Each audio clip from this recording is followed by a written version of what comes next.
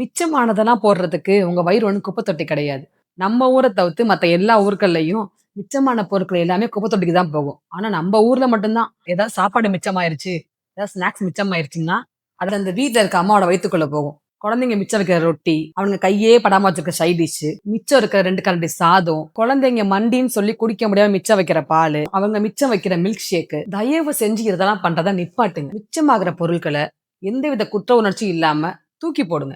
தூக்கி போடுற பொருள்லாம் தூக்கி உங்க வயித்துல போடுறதுக்கு வயிறு ஒண்ணும் குப்பை தொட்டி கிடையாது. அந்த மிச்சமாகுற பொருள விட உங்களோட ஹெல்த்தும், செல்ஃப் ரெஸ்பெக்ட்டும் ரொம்ப ரொம்ப முக்கியமானது. ரொம்ப ரொம்ப விலை மதிப்பானது.